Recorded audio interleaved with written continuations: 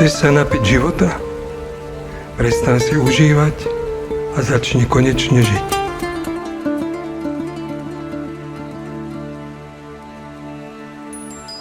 Zbav sa očakávaní, že neustále budeš od života niečo dostávať.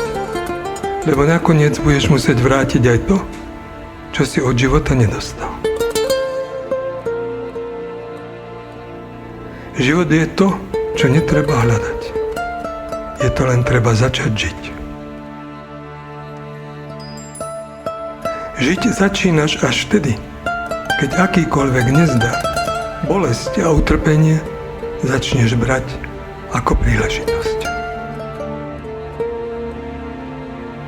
Ak chceš naozaj spoznať život, prestaň sa starať o mŕtve veci.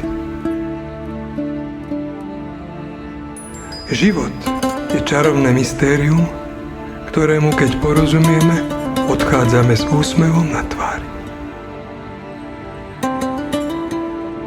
Ak chceš zažiť ozajstnú lásku a byť milovaný, najprv ju musíš v sebe prebudiť a začať milovať.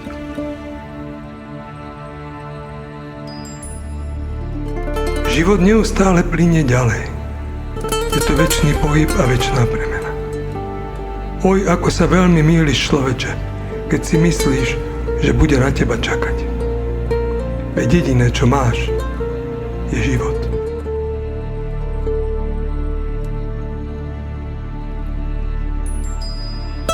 Láske porozumieš až vtedy, keď začneš dávať. Hovorí sa, že láska ti dáva krídla. Tak ak chceš naozaj vzlietnúť, musíš byť vznešený.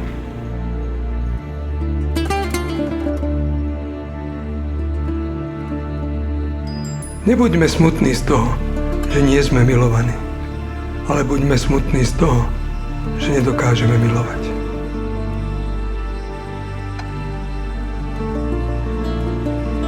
Ak sa trápiš pre lásku, tak si ešte stále nepochopil, čo to láska je.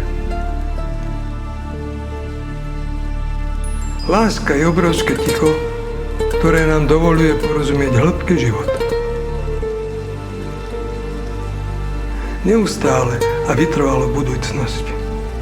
Láska, tá sa bude na teba stále usmievať. Jedinou prekážkou v živote, aby si zažil lásku, si ty sám.